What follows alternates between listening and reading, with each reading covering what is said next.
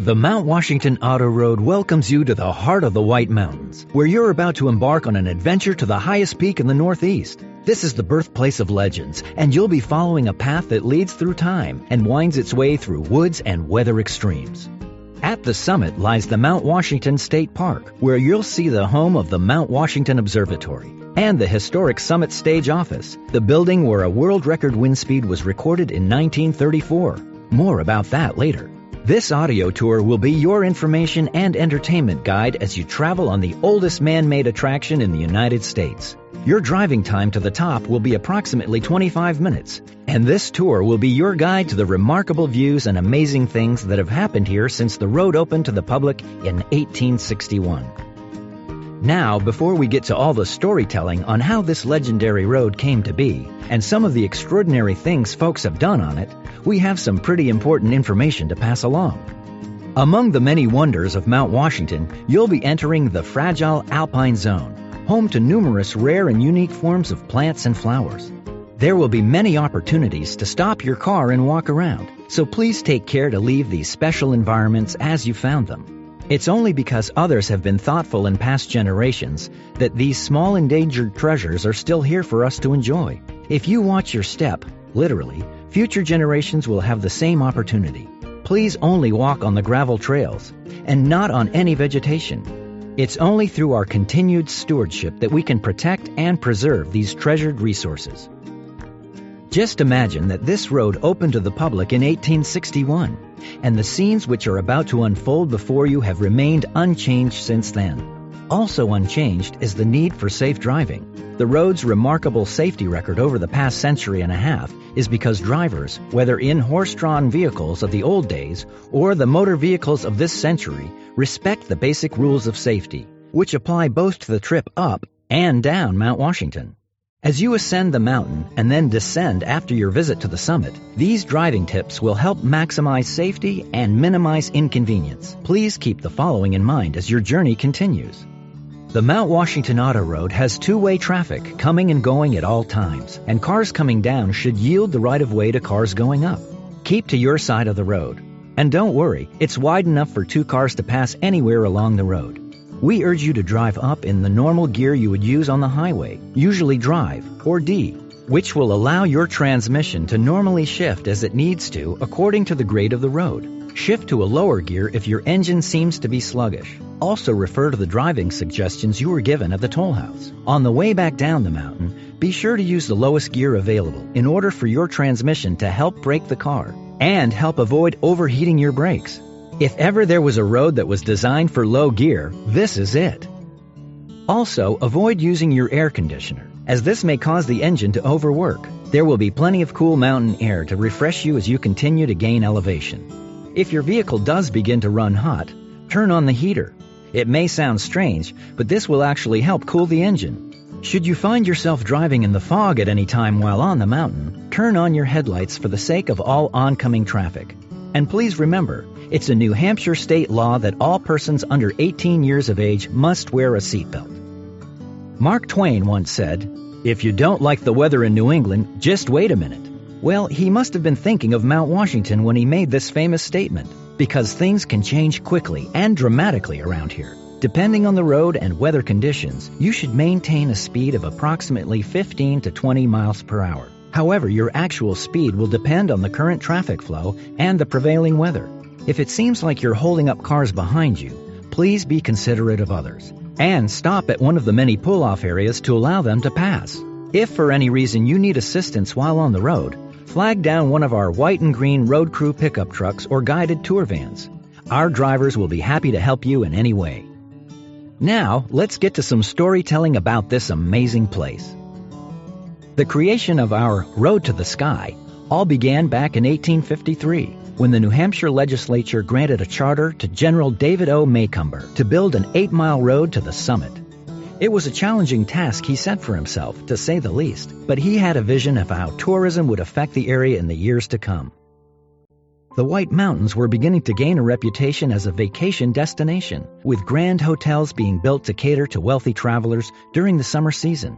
His path to the summit of Mount Washington would surely be the high point of any visit to the North Country. In fact, your presence here today confirms just how right he was. One of the first grand hotels was the iconic Glen House, which was located at the base area from which you began your climb. This hotel, along with 3 others which shared its name, all burned to the ground between 1884 and 1967. For many decades to follow, there was no lodging on the property. But after many years of planning, the latest Glen House opened for business in 2018. Like its predecessors, the new hotel caters to travelers looking for the ultimate White Mountain experience. Unlike the previous structures, however, the new Glen House represents the pinnacle of green building practices and eco-friendly accommodations. Feel free to stop in for a tour or a great meal when you get back to the base area. As you drive upward through the hardwood forest, try to imagine what the early road builders faced. Dense trees and underbrush, steep ridges, and immense boulders and ledges oppose the construction at every turn. This isn't a particularly inviting place to excavate a roadway, but no adversity would be too great if it resulted in the conquest of this famed peak. One young woman who visited the Glen House in 1854, Mary Langdon, explored the work in progress and wrote an article for Harper's Weekly magazine. In it, she recounted her memories of the road during its construction. We have all been walking in the lowering twilight on the road which is making its way up Mount Washington. Though nothing is impossible to modern science, it would seem impossible to vanquish the obstacles to the enterprise. The inevitable steepness of the ascent, the rocky precipices. We passed on through debris of blasted rocks, stumps of uprooted trees, and heaps of stones until we got far enough into the mountain to feel its stern solitude. And when that was written in 1854, they were still 7 years from completion. Unfortunately for General Macomber, his financial backing ran out about halfway up the mountain. So, it ended up taking 2 companies years of backbreaking hand labor, blasting, logging, clearing, and grading to complete the task. During a 2-year delay after the first company failed, it was questionable as to whether or not the project would ever be completed. But the lure of Mount Washington was too great to keep this road from reaching the top. It was particularly difficult to make any progress when natural obstacles such as the weather combined with the primitive technology of the era to slow things down. Since dynamite had not yet been invented, all the blasting was done with black powder, a dangerous and at times unstable explosive. In order to split the massive rock ledges which blocked the way, individual holes were hand-drilled into solid rock and then filled with black powder, blown up or split apart one at a time. All the logging was done with axes, saws, and elbow grease. Teams of oxen and workhorses drew carts filled with gravel. All in all, it was a dirty, dangerous job, largely accomplished by immigrant labor working in a place not yet fit for man or beast.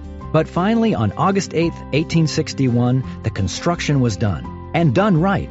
Many decades later, in a study completed with aerial surveys and the latest technology, the Army Corps of Engineers could find no improvement to the route as laid out in the middle of the last century. Today, this toll road is still privately owned and operated by the Mount Washington Summit Road Company, and with very little change in ownership, has remained a family business since 1906.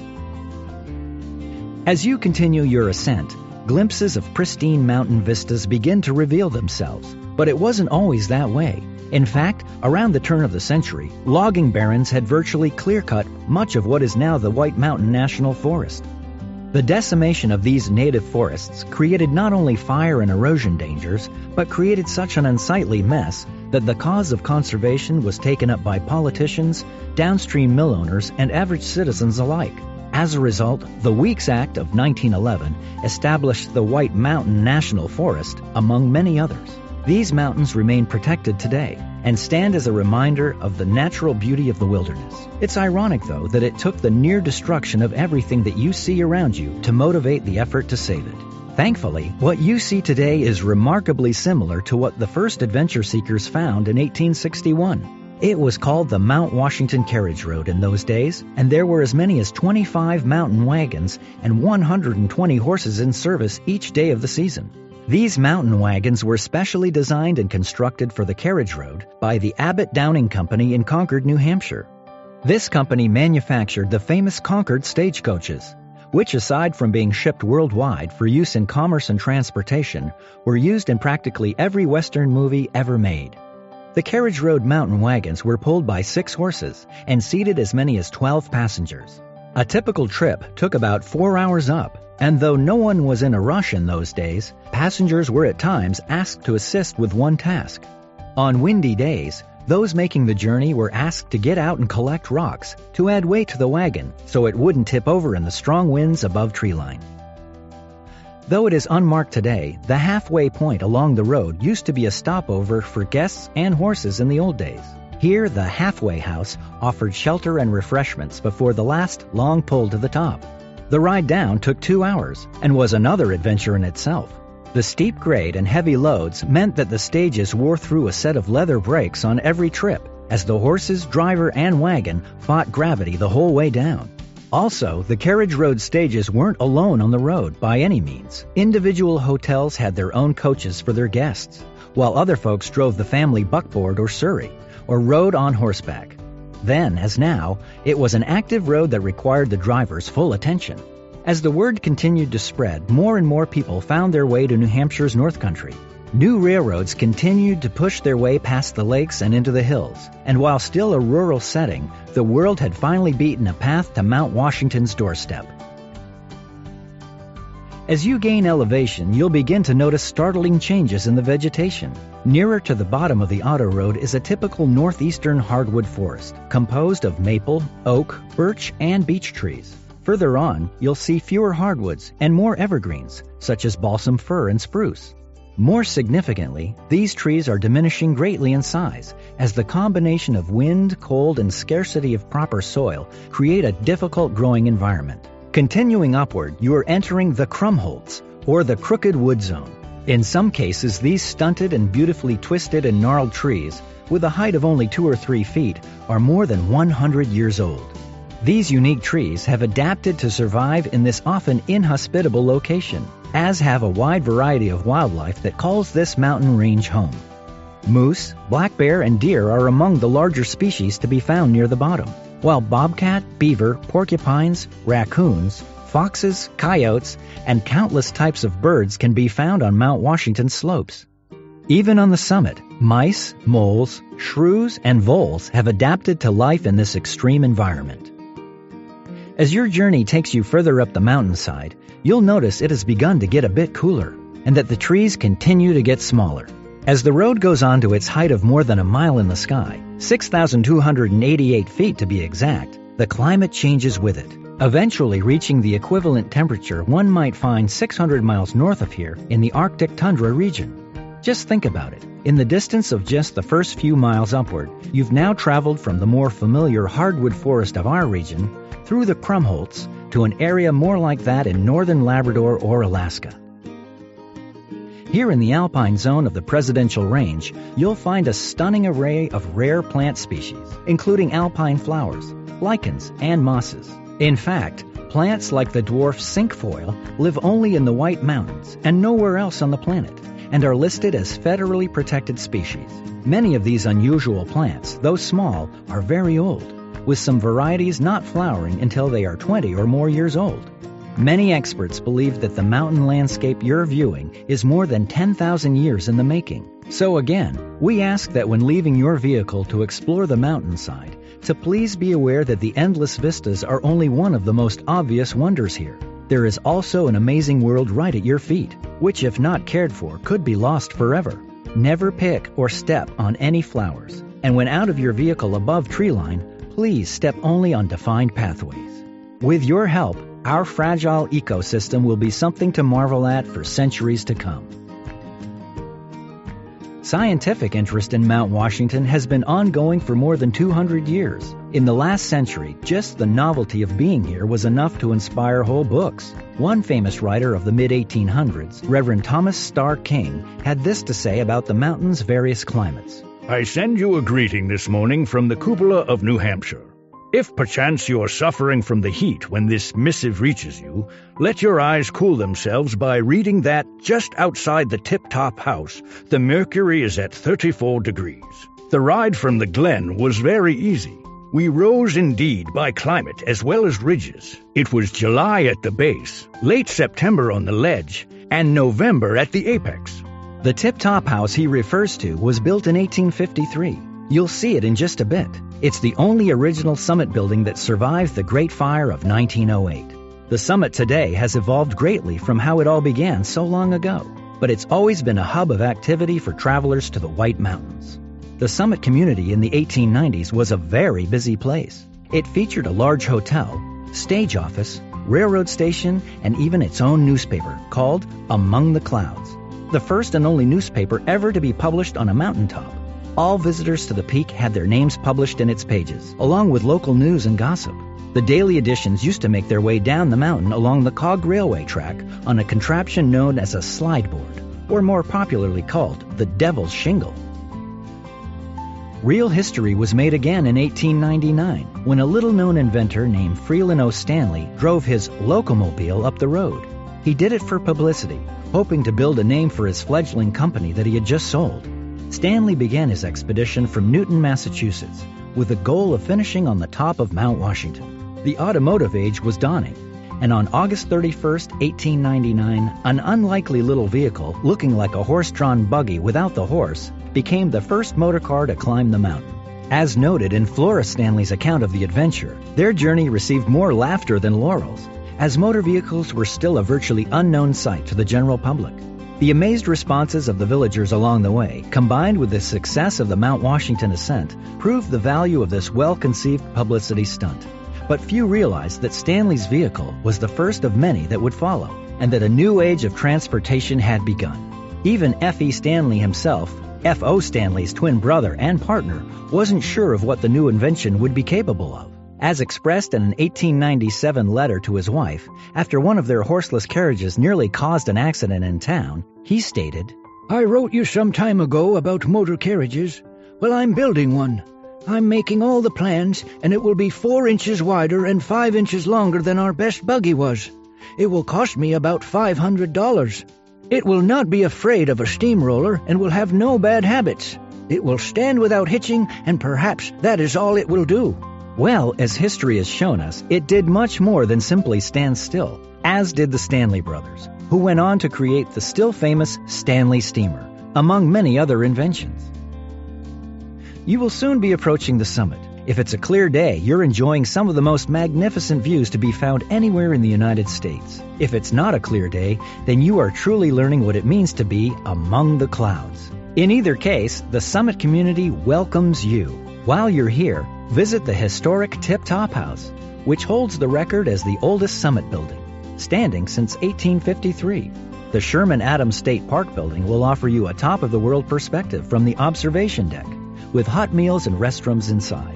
Downstairs, explore the observatory's interactive Extreme Mount Washington Museum for a look at what life is like at the summit in winter, as well as some rare mementos of the past.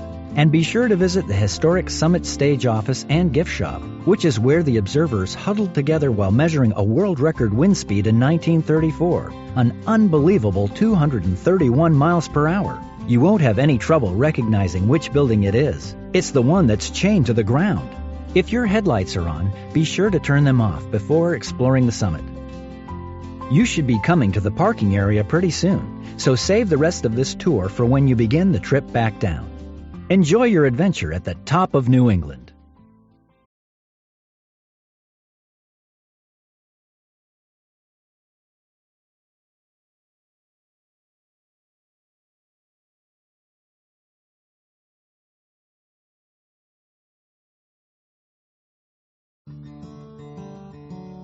Now that you've had the opportunity to experience the world above treeline firsthand, prepare yourself for a whole new series of scenic vistas on the way down.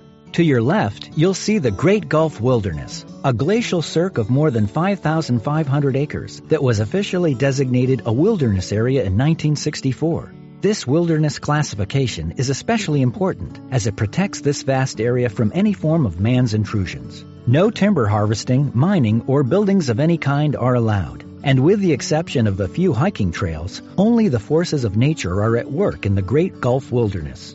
But before we continue our story, let us briefly emphasize these important driving tips. For the trip down, the 2 most important facts to remember are these. First, use low gear the whole way down. This will allow the transmission and engine to act as a brake and help maintain a slow speed. Remember, low gear is usually indicated by a 1 or an L. or L1 on your shifter, or a B if you're driving a hybrid or electric car. Second, don't ride your brakes. A pumping action of the foot pedal allows the brakes to run cooler than does a steady pressure, and never use water to cool your brakes. If they begin to fade, stop at the next pullout and allow them to cool while you enjoy the view. If you're in the fog, please turn on your headlights, and remember that cars heading down should yield the right-of-way to cars on their way up. While you were on the summit, you might have seen some hikers. Most are day hikers, either out to conquer the highest peak, or traversing the Presidential Range via the miles of trails that crisscross these slopes. Many hikers begin from the Appalachian Mountain Club's headquarters, just south of our base area in Pinkham Notch. From there, visitors get an amazing view into Tuckerman Ravine, world famous for its challenging spring skiing. Its legendary headwall and gullies are arguably the birthplace of extreme backcountry skiing, dating back to the 1930s. Some of the hikers you encountered may be traversing the Appalachian Trail. This famous footpath stretches more than 2,100 miles from Georgia to Maine and crosses the auto road on its way. Even for these folks, reaching the summit of Mount Washington is a major milestone on their journey. The native Indian populations of the area, the Abenaki tribe among others, considered Agiokochuk, as they referred to Mount Washington, a sacred place where the Great Spirit lived. So, legend has it that they never climbed the mountain. Prior to the arrival of European ships and settlers, this region was home to a great number of Native Americans. But times had begun to change as sparsely populated coastal communities of colonists continued to move inland. One of those early settlers was named Darby Field.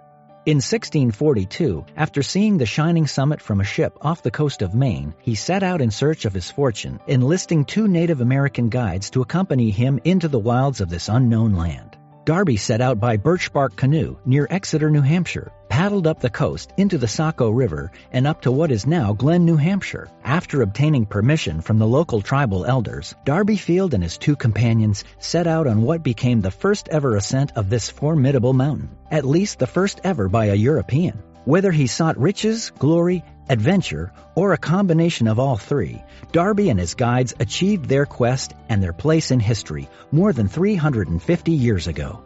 However, after that epic adventure, the mountain rolled over and went back to sleep for another 150 years. It wasn't until the 1790s that the Crawford family, Abel and then Ethan after him, finally began housing guests and guiding them around Mount Washington. The family built Crawford's Inn on the southern end of the Presidential Range, in the area now known as Crawford Notch. In 1818, the inn hosted a group of visitors who arrived with the express purpose of climbing Mount Washington, and did so with the help of Ethan Crawford. Ethan's subsequent journal entry reflects the typical Yankee flair for understatement of their massive effort when he simply wrote, "My father and I made a footpath from the notch out through the woods, and it was advertised in the newspapers. We soon began to have a few visitors." And nearly 2 centuries later, they've never stopped coming. If for nothing else, the Crawford family legacy is assured by the fact that they cut the first hiking trail up the mountain in 1819, which is still in use today and is the oldest hiking trail in America. Beyond that, the Crawfords cut the mountain's first bridle path, which incidentally later became the principal route of the Cog Railway. The history of transportation has etched itself onto the slopes of this legendary mountain. Take a moment to think again of the horse teams straining against their harnesses as the drivers spoke commands and encouragement. Horses ruled this road for the first 50 years, with the carriages and stagecoaches of that era being continuously developed and improved to cope with the harsh conditions of mountain travel. While the first motor vehicle ascended the road in 1899, it wasn't until 1912 that the first gas-powered vehicles took over the job of carrying guests up the road. From that point on, the horse-drawn era began to fade from memory, and the carriage road eventually became the auto road. At the time, however, many traditional thinkers were not ready to acknowledge the worth of these mechanical contraptions. During this era of change, a statewide newspaper, the Manchester Union Leader, wrote, "The whole thing is an unmitigated nuisance.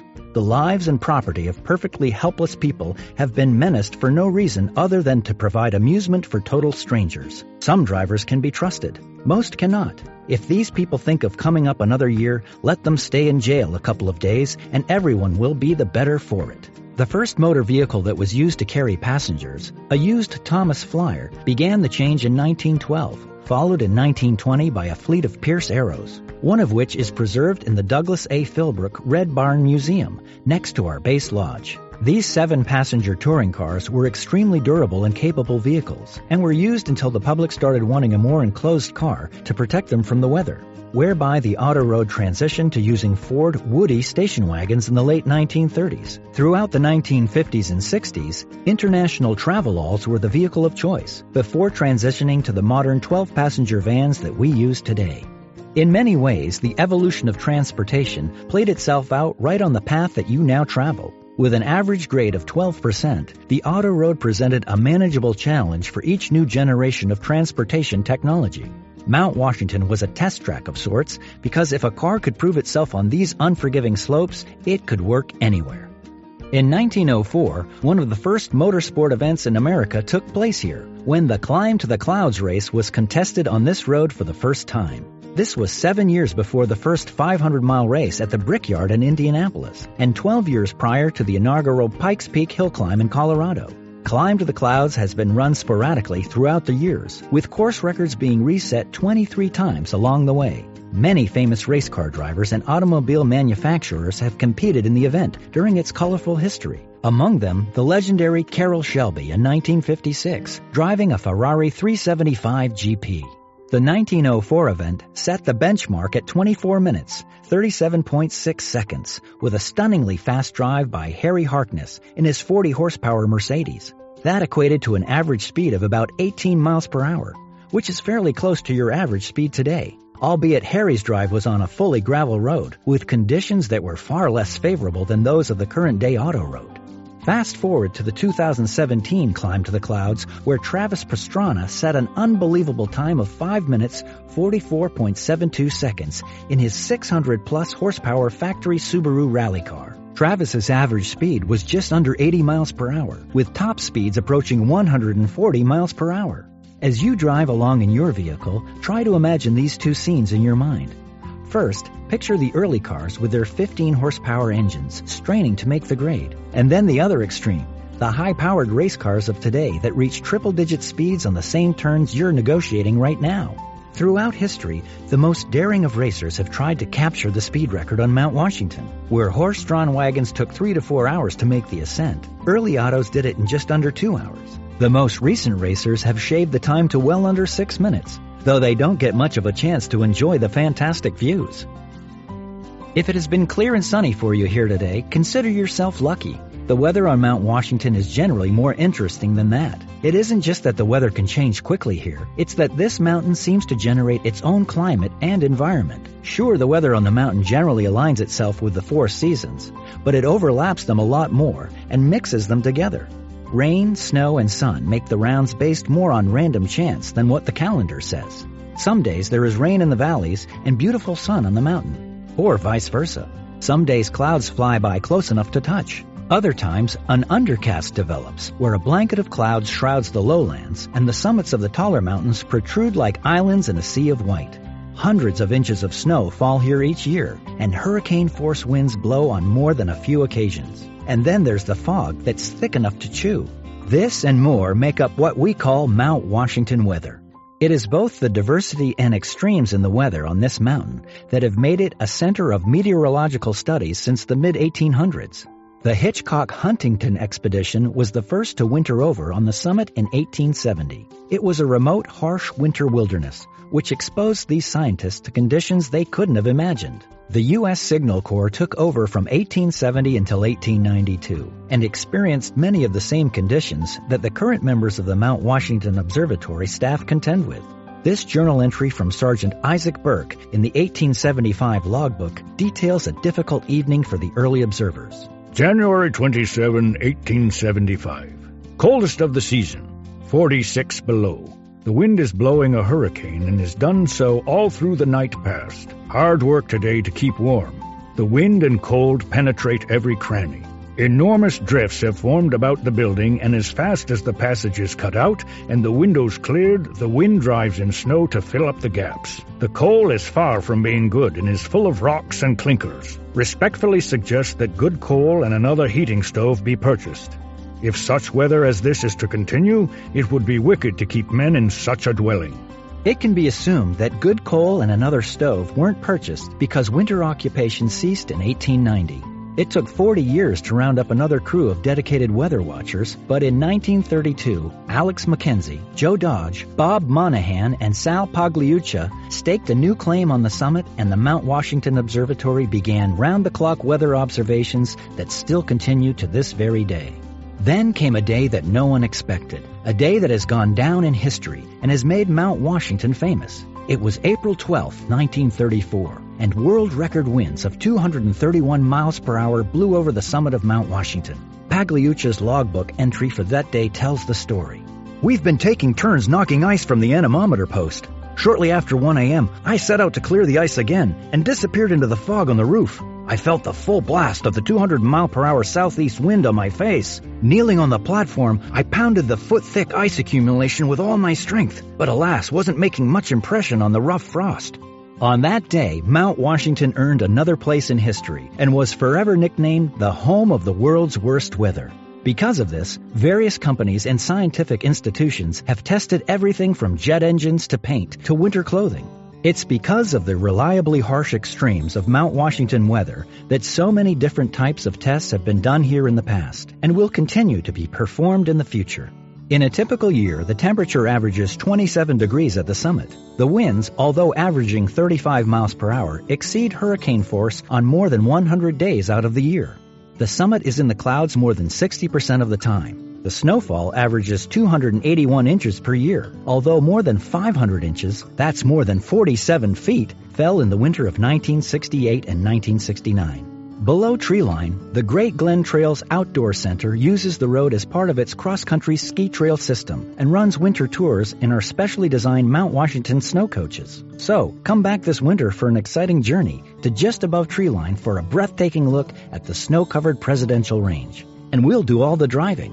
Winter is a time of unimaginable beauty and deep snow. In fact, on a part of the road known as the Cragway, 20 or more feet of snow accumulates each winter. Before the days of heavy equipment, pure manpower opened up drifted parts of the road. Each spring as the tourist season approached, the road crew, armed only with shovels, would begin to move the mountain of snow that had accumulated in certain areas. Imagine facing a wall of snow 20 feet deep and 500 feet long, knowing it was your job to break through. This is what the early road crews faced year after year. Today, the job hasn't changed, just the methods for accomplishing it. Snowcats and backhoes have taken over where men with shovels once fought the elements. But it's still a lot of work every spring to put this mountain road back in order after a harsh North Country winter. The Mount Washington Auto Road is as much a destination today as it ever was. There seems to be an almost mythical allure that draws people to the mountain's towering heights. For some, it's an opportunity to reach the top of a major mountain and then quietly contemplate the beauty and majesty of the surroundings. For others, it's a place to make history by setting a new record or breaking a previous one. This has been the case since Darby Field set out to climb Mount Washington in 1642.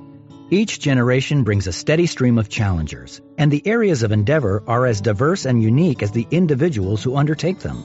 Here's a sample of just a few records and record breakers throughout time. 1857. A man counts his steps walking to the top, 16,925. 1861. The road opens and Colonel Joseph Thompson drives the first horse-drawn vehicle up Mount Washington. 1875. Harland Amon runs down the road in 54 minutes. 1887. An all-time record for horse-drawn vehicles is set by Charles O'Hara with a time up of 1 hour and 9 minutes. 1899. Freeland O'Stanley drives the first automobile up the road in 2 hours and 10 minutes. 1904. Harry Harkness sets a record in the first Climb to the Clouds auto race of 24 minutes 37.6 seconds.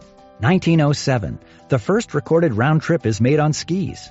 1923.